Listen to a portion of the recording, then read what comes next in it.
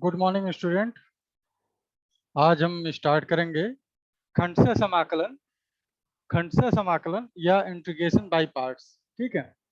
देखिए, इससे पिछले लेक्चर में मैंने बताया था कि जो भी समाकलन ऐसा है कि प्रतिस्थापन यानी कि दो फंक्शन इसमें है और एक दूसरे का अवकलन है, तो प्रतिस्थापन विधि यानी कि बाय सब्स्टिट्यूशन मेथड से वो लग जाता है। लेकिन कुछ ऐसे क्वेश्चंस तो होंगे जो दो फंक्शन दिए हुए हैं, लेकिन वह पहला फंक्शन दूसरे फंक्शन का अवकलन नहीं होगा। तो ऐसे क्वेश्चन को, ऐसे जो है प्रश्न को हम खंडशः समाकलन यानी कि इंटीग्रेशन बाय पार्ट से पढ़ाएं, यानी कि सॉल्व करेंगे। तो देखिए, सबसे पहली बात यह है कि ये खंडशः समाकलन का फार्मूला क्या होता है। अगर दो फंक्शन दिए हुए हैं f1x और f2x,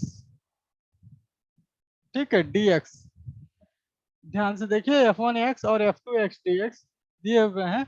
इसको अगर फर्स्ट फंक्शन मान लिया जाए और इसको सेकंड फंक्शन मान लिया जाए, ये फर्स्ट फंक्शन और सेकंड फंक्शन किसे मानना है, किसे चूज करना है, ये हम आपको बताएंगे। ठीक है।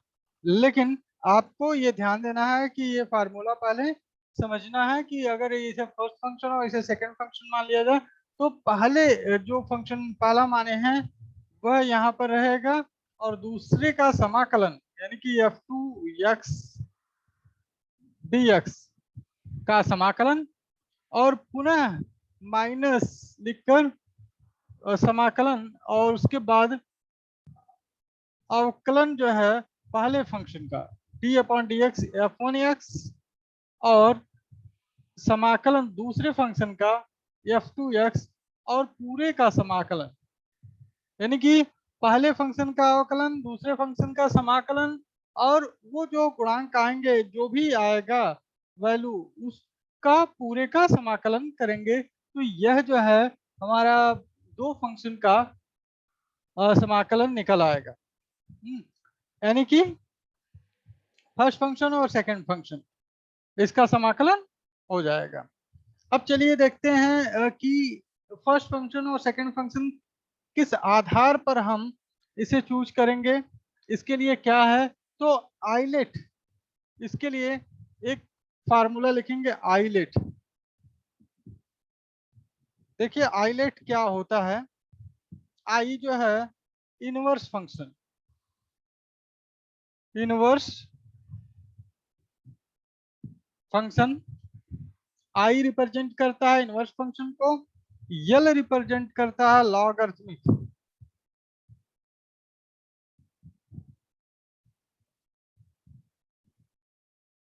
फंक्शन। लॉगरिथमिक फंक्शन को L A algebraic,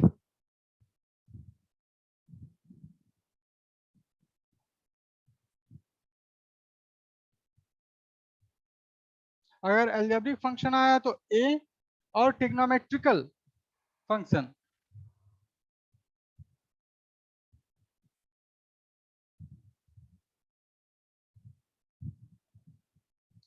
trigonometric function और एक्सपोनेंशियल।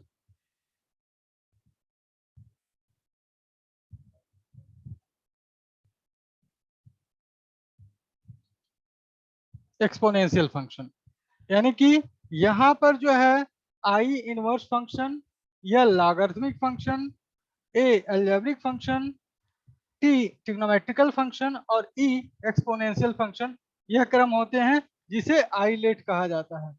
आइलेट के आधार पर ही हम पहला और दूसरे फंक्शन को चुनते हैं। ठीक है। पहला फंक्शन कौन सा बनेगा, दूसरा फंक्शन कौन सा बनेगा, जो सीक्वेंस दिया है वो पहले फंक्शन के बनने का सीक्वेंस है। यानी कि अगर इनवर्स फंक्शन और एल्जेब्रिक फंक्शन आ गया, ठीक है, जैसे x साइन इनवर्स x, जैसे यहाँ पर हम इंटीग्रेशन कर रहे हैं x sine inverse x dx, अगर इसका इंटीग्रेशन करेंगे तो ये x एल्जेब्रिक है और ये इनवर्स फंक्शन, तो ये सबसे पहला जो है ये क्या बनेगा, फर्स्ट बन जाएगा। और ये क्या हो जाएगा, सेकंड फंक्शन हो जाएगा। ठीक है, आइलेट के आधार पर जो है इसे चूज करेंगे। उसी तरह से मान लीजिए अगर लॉगरिथमिक और एल्जेब्रिक आ गया, एक्स लॉग एक्स आ गया, तो एक्स लॉग एक्स यानी कि ये दूसरा फंक्शन बन जाएगा, ये पहला बनेगा। ठीक है, ये दूसरा फंक्शन हो जाएगा। ठीक, इसी इसी आधार पर अगर हम ट्रिग्नोमेट्रिकल फंक्शन की बात करते हैं, ट्रिग्नोमेट्रिकल फंक्शन की बात करें, मान लीजिए कोई एक फंक्शन, ट्रिग्नोमेट्रिक फंक्शन के लिए कोई एग्जांपल ले लेते हैं, जैसे x sec square x D x. अगर इसी का हमें इंटीग्रेशन करना है या इसका इंटीग्रेशन करना है, तो अब यहाँ देखिए एलजेब्रा ऊपर है ट्रिग्नोमेट्री के, तो ट्रिग्नोमेट्री जो है ये सेकंड फंक्शन बनेगा, और जबकि एलजेब्रा वो फर्स्ट फंक्शन बन जाएगा।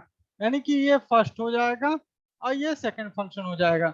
यानी कि इसी तरह से आपको चूज करना है सीक्वेंस कि फर्स्ट फंक्शन कौन सा होगा और सेकंड फंक्शन कौन सा होगा। ठीक है, तो फर्स्ट फंक्शन इनवर्स फंक्शन है। ठीक है, और सेकंड में अगर इनवर्स और एल्जेब्रिक आते हैं तो सेकंड एल्जेब्रिक हो जाएगा।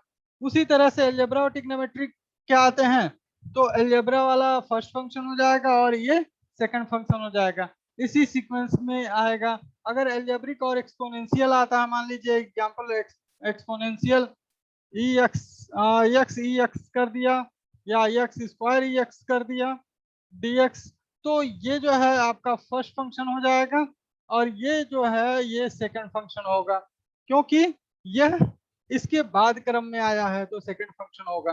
यानी कि आइलेट के क्रम के अनुसार ही हम जो है यहाँ पर फंक्शन फर्स्ट और सेकंड चूज करते हैं।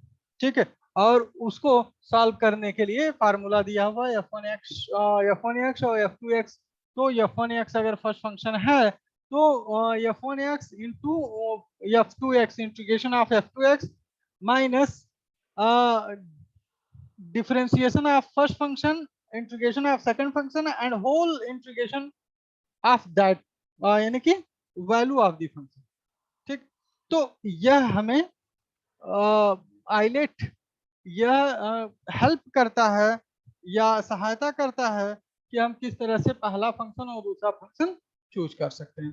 चलिए अब कुछ एग्जांपल्स देखते हैं, कुछ क्वेश्चंस देखते हैं। क्वेश्चन हम इसमें लगाएंगे इसी के आधार पर।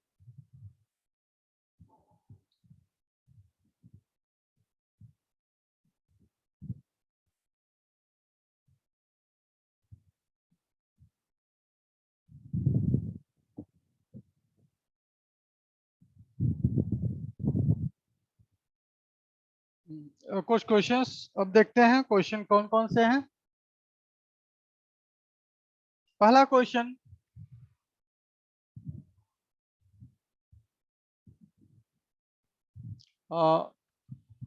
दिया गया है x cos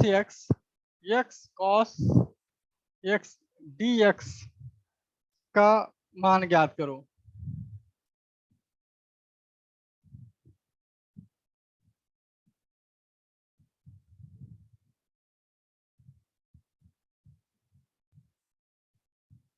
सॉल्यूशन,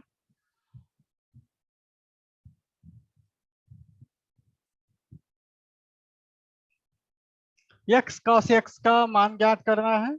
सबसे पहले आपको x cos x का मान कैसे ज्ञात कर पाओगे, यहाँ दो फंक्शन है, तो यहाँ x और cos x, आप देखिए अलजेब्रा है और ट्रिग्नोमेट्री है, तो किसको पहला फंक्शन मानेंगे, अलजेब्रा को।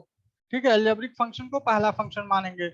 अब देखिए यहाँ पर x है, यहाँ पर cos x है, तो हमें इसे पहला फंक्शन और इसे दूसरा फंक्शन मानना है, तो पहले फंक्शन को लिखते हैं, दूसरे फंक्शन का क्या इंटीग्रेशन यही था, minus whole integration of first differentiation of the first function, यानी कि x का डिफरेंशिएशन कर दिया, और इंटीग्रेशन ऑफ सेकंड फंक्शन यानी कि cos x का इंटीग्रेशन किया होल dx।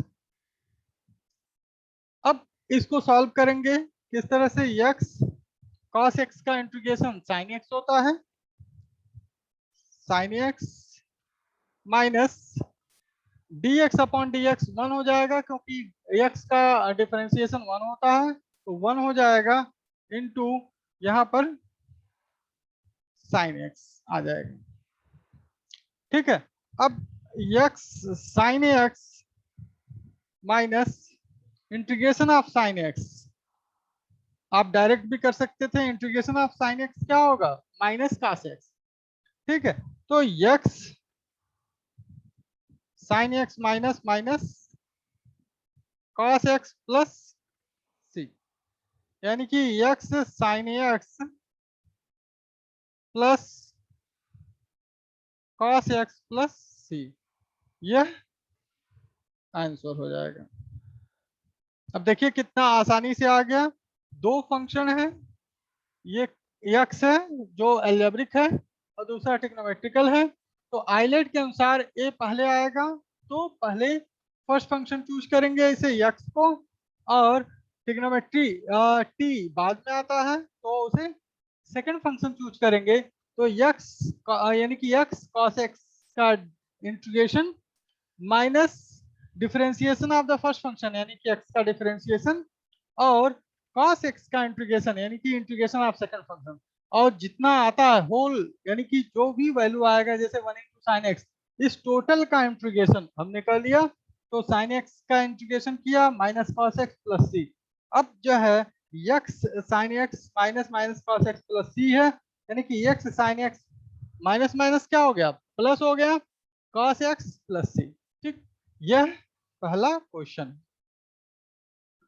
तो आप लोगों ने देखा किस तरह से दो फंक्शन को जो है इंटीग्रेट किया गया, जबकि ये एक दूसरे के अवकलज नहीं है, या एक दूसरे से इस तरह से रिलेटेड नहीं है कि पहले फंक्शन का अवकलन दूसरा फंक्शन हो, इसलिए प्रतिस्थापन विधि न इस्तेमाल करके यानी कि सब्स्टिट्यूशन मेथड न इस्तेमाल करके हम बाई पार्ट्स यानी कि खंड से समाकलन से इसे सॉल्व किए।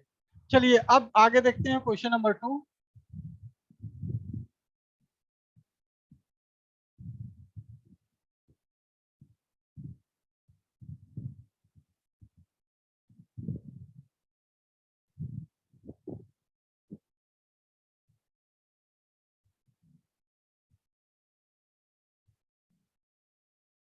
Question number 2, x square sine x dx,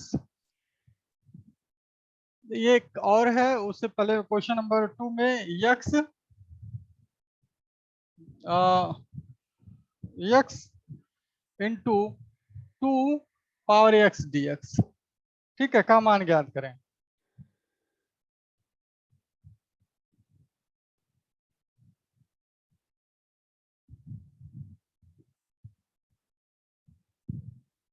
ठीक है, तो एक्स 2 पावर एक्स, अब इसको सॉल्व करते हैं, यहां पर भी दो फंक्शन है, integration x into 2 power x dx।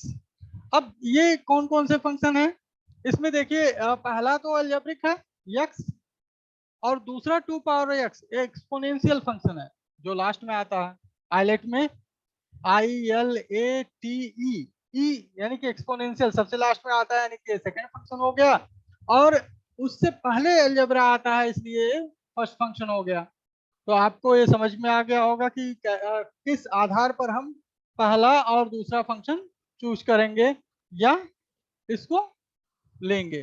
तो पहला फंक्शन आपका क्या है, ऐसे लिखा जाएगा, दूसरे फंक्शन का इंटीग्रेशन यानी कि 2 power x dx minus whole integration of d upon dx x integration of 2 power x dx whole dx।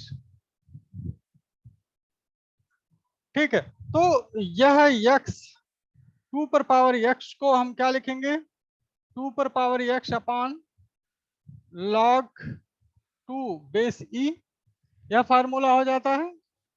अब अगला स्टेप हम देखें, माइनस dx अपॉन dx यानी कि 1 हो गया, और 2 पावर x यानी कि वही चीज होगा, यानी कि 2 power x log two base e dx। अब देखिए x 2 पर power x upon log 2 base e, ये हो गया। और माइनस यहाँ पर अगर इसका, क्योंकि वन का तो इंटीग्रेशन में है नहीं, मतलब वो मल्टीप्लाई हो जाएगा और इसमें वही आना है इंटीग्रेंड। इंटीग्रेंड जो है 2x अपॉन log 2 बेस ई, यही आएगा। आप देखिए log 2 बेस ई कांस्टेंट है, log 2 बेस ई क्या है, कांस्टेंट टर्म है, इसे बाहर कर लीजिए। log 2 बेस ई 1 मल्टीप्लाई होकर खत्म हो गया and 2 power x dx। Again इसका इंटीग्रेशन कीजिए तो ये क्या आ जाएगा, x 2 power x upon log 2 base e minus 1 upon log 2 base e. और 2 पावर x का जो इंटीग्रेशन होगा वो पुनः 2 power x upon log 2 base E plus c हो जाएगा, c कांस्टेंट हम रखेंगे। अब देखिए इसको जो है इस तरह से सॉल्व कर लेते हैं। x 2 पर power x log 2 base e and plus minus 2 पर power x log 2 base e का होल स्क्वायर, क्योंकि यहाँ मल्टीप्लाई है और दोनों सेम क्वांटिटी है, इसका होल स्क्वायर हो जाएगा प्लस c। अब अगर आप चाहें तो x 2 पर पावर x 2 पर power x upon log 2 base e log 2 base e का होल स्क्वायर कॉमन ले सकते हैं। चाहे तो सिंगल ही कॉमन ले तो डिनोमिनेटर में रहेगा, तो डिनोमिनेटर को हटाने के लिए हम क्या करेंगे कि दोनों यानी कि होल स्क्वायर ही कॉमन लेंगे। जब होल स्क्वायर कॉमन लेंगे तो यहाँ पर log 2 बेस ई मल्टीप्लाई हो जाएगा, तो x log 2 बेस ई यहाँ मल्टीप्लाई हो गया क्योंकि वहां पर था नहीं, और 2 पावर x 2 पर पावर x बाहर निकल गया। अब देखिए यहाँ पर भी क्या हो जाएगा 1, क्योंकि यहाँ 2 power x upon log 2 base e whole square, ये बाहर निकल गया, ये 1 हो जाएगा प्लस c, ये जो है आंसर हो जाएगा। तो ये क्वेश्चन जो है बहुत अच्छा क्वेश्चन है। जरा अब पूरा दिख रहा होगा, ध्यान दीजिए। x 2 पर पावर x dx का मान ज्ञात करें। तो यहाँ पर मैंने बताया जैसा कि ये फर्स्ट फंक्शन और सेकंड फंक्शन किस आधार पर लिया गया है, क्योंकि यह अलजेब्रिक है और यह एक्सपोनेंशियल। 2 पर पावर x जो है एक्सपोनेंशियल फंक्शन है, dx तो एक्सपोनेंशियल लास्ट में आता है, यानी कि x फर्स्ट फंक्शन और 2 पर पावर x यानी सेकंड फंक्शन हमने मान लिया, और उसके बाद इसका first function into second function का इंटीग्रेशन, फर्स्ट फंक्शन का डिफरेंशिएशन इंटू सेकंड फंक्शन का इंटीग्रेशन, होल ऑफ इंटीग्रेशन उसको ले लिया। तो x into 2 power x upon log 2 base e minus 1 into dx upon dx 1 हो जाएगा। 2 पर power x upon log 2 base e dx होगा। आप क्या करो, कांस्टेंट फंक्शन को बाहर ले लो, कांस्टेंट को बाहर ले लोगे जब, तो 2 पर पावर x पुनः मिलेगा और उसका पुनः इंटीग्रेशन जो है 2 पर power x log 2 base e हो जाएगा। और इसे सिंप्लीफाई कर लो आप और आंसर आ जाएगा। ठीक है, लास्टली थोड़ा सिंप्लीफाई कर लेना। सिंप्लीफिकेशन ये आपको क्लियर करता है कि कितने छोटे रूप में और कितने अच्छे से आप आंसर को लिख सकते हो। ठीक है, अब क्वेश्चन नंबर 3।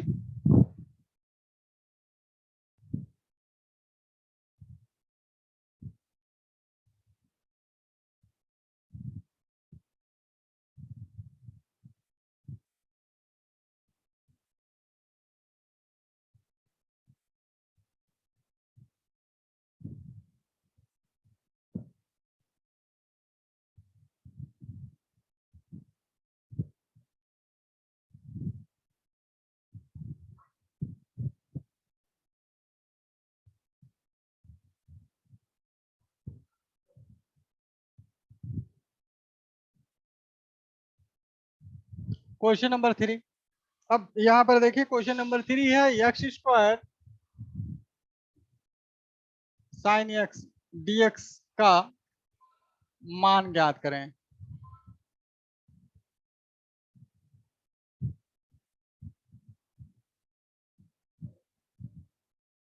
ठीक है, सॉल्यूशन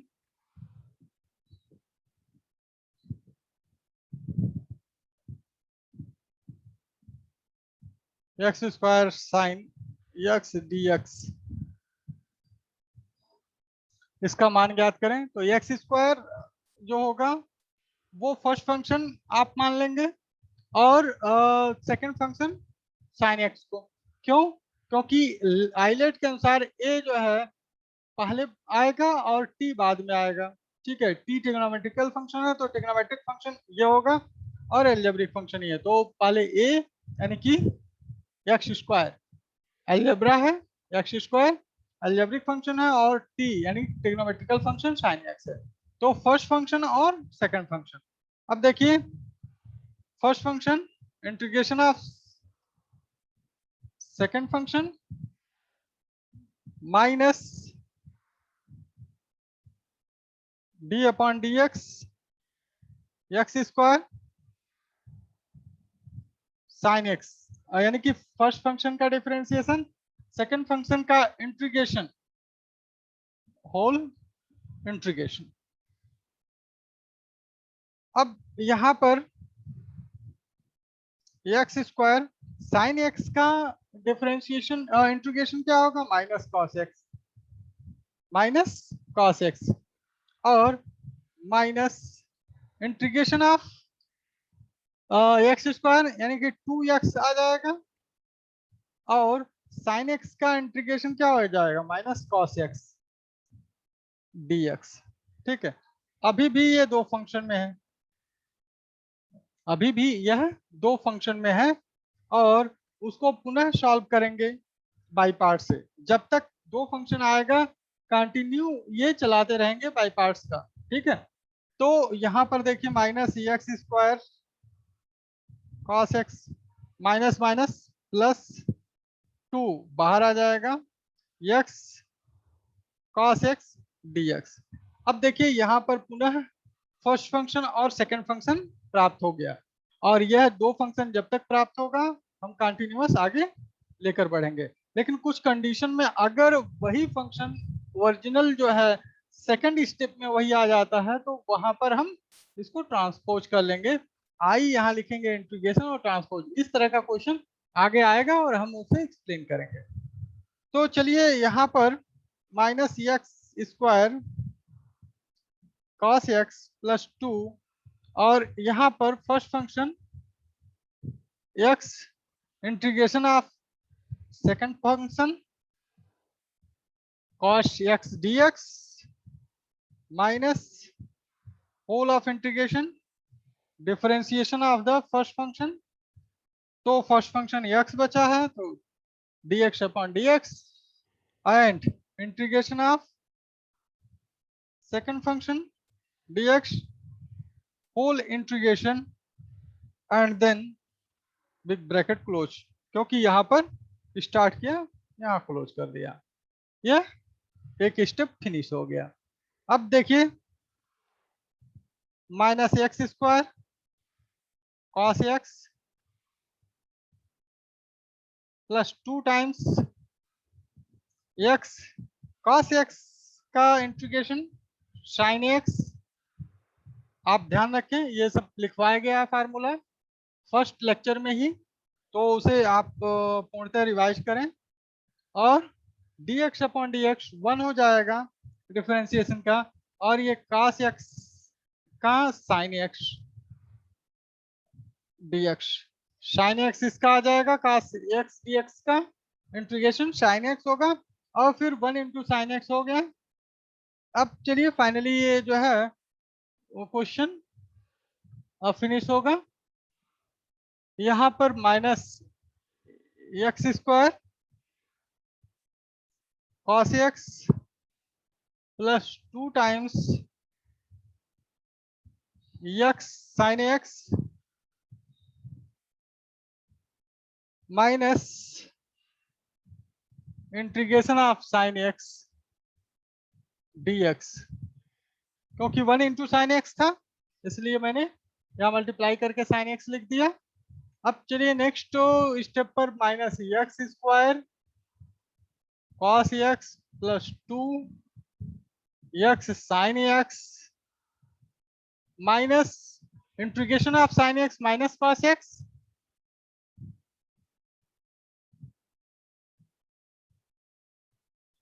और प्लस सी। यह पूरा इंटीग्रेट हो गया। इंटीग्रेशन या समाकलन पूरी तरह से यहाँ पर खत्म। कांस्टेंट आप लगा दीजिए minus x square cos x plus 2 times इसे मल्टीप्लाई कर दीजिए एक्स साइन एक्स और माइनस माइनस प्लस 2 मल्टीप्लाई होगा 2 कॉस एक्स प्लस सी। यह आंसर आ गया आपका minus x square cos x plus 2 x sine x plus 2 cos x plus c. This is the answer. अब देखिए यहाँ पर दो बार हमें बाई पार्ट्स करना पड़ा। पहला, अब यह है क्यों दो बार करना पड़ा, क्योंकि यहाँ एक्स स्क्वायर है, ठीक है, और साइन एक्स है।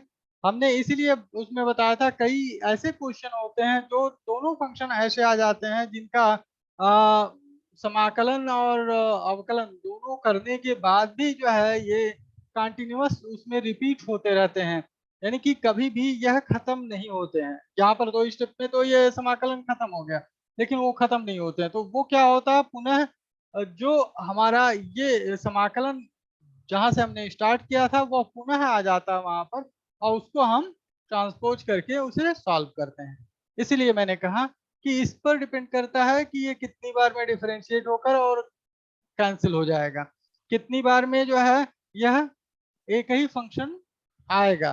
तो यहाँ दो बार में आया क्योंकि एक्स स्क्वायर है तो दो बार में आया। पहले बार में हमने एक्स स्क्वायर से ही किया, फिर लास्ट में देखिए x square x cos x आ गया, और यहाँ से पुनः हमें जो है बाई पार्ट्स या खंड से समाकलन करना पड़ा और आंसर आपका आ गया। चलिए नेक्स्ट क्वेश्चन।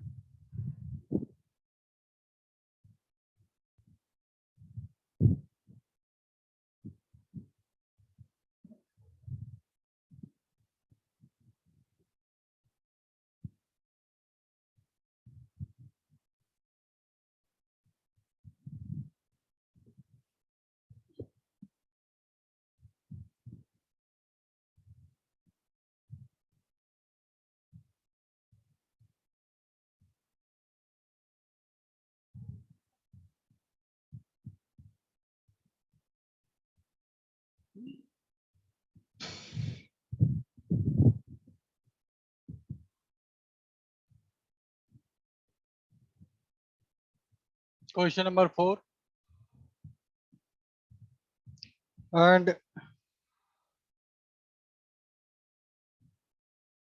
यहाँ पर नेक्स्ट क्वेश्चन है क्वेश्चन नंबर 4, जो कि x cos square x D x है। X cos square x D x. अब देखिए ये किस तरह से सॉल्व करेंगे, क्योंकि x cos square x D x, cos square ये सेकंड फंक्शन बनेगा। पहले तो चूज कर लेते हैं फर्स्ट फंक्शन और सेकंड फंक्शन। तो cos square x second function और एक्स फर्स्ट फंक्शन। लेकिन क्या ये डायरेक्टली सॉल्व हो जाएंगे? नहीं, डायरेक्टली नहीं सॉल्व होंगे। क्यों? क्योंकि कास स्क्वायर अगर फर्स्ट फंक्शन बनता है, सेकंड फंक्शन बनता है, तो उसका इंटीग्रेशन डायरेक्ट नहीं हो पाएगा। तो हम ट्रिग्नोमेट्रिक फार्मूले से इसे चेंज करेंगे। तो देखिए कैसे चेंज करते हैं। X cos square x D x. अब जो है हमने कहा अगर फर्स्ट और सेकंड फंक्शन, तो क्लियर है कि फर्स्ट फंक्शन जो है एल्जेब्रिक बनना है तो एक्स होगा और सेकंड फंक्शन में कास स्क्वायर एक्स होगा। लेकिन कास स्क्वायर एक्स क्या इंटीग्रेट होगा? क्योंकि इंटीग्रेशन सेकंड फंक्शन में लेना है। नहीं, इंटीग्रेशन डायरेक्टली नहीं होगा, इसीलिए हम उसको बाई फार्मूला चेंज करते हैं, और यह कास स्क्वायर एक्स जो होगा वह 1 प्लस कास 2x अपॉन 2 लिखा जा सकता है dx। cos स्क्वायर x को ट्रिग्नोमेट्रिक फार्मूले से 1 प्लस cos 2x अपॉन 2 लिखा जा सकता है। अब जो है इसे फंक्शन मल्टीप्लाई कर देते हैं, x और बाई 2 अलग अलग कर लीजिए इसे, x by 2 plus x by 2 cos 2x dx। अब दो पार्ट में हो गया। पहला पार्ट जो है x बाई 2 वो डायरेक्ट इसका इंटीग्रेशन हो जाएगा, इसमें दो फंक्शन है नहीं, तो अलग अलग कर लेते हैं, x by 2 dx plus x by 2 cos 2x dx। देखिए हमने क्या किया, डिनोमिनेटर के साथ अलग कर दिया, 1 by 2 plus cos 2x by 2 अलग कर लिया। अब इसमें जो है x बाई 2 अलग हो जाएगा, क्योंकि x से मल्टीप्लाई होगा तो x बाई 2 और फिर x से मल्टीप्लाई होगा 1 बाई 2 का x बाई 2 cos 2x।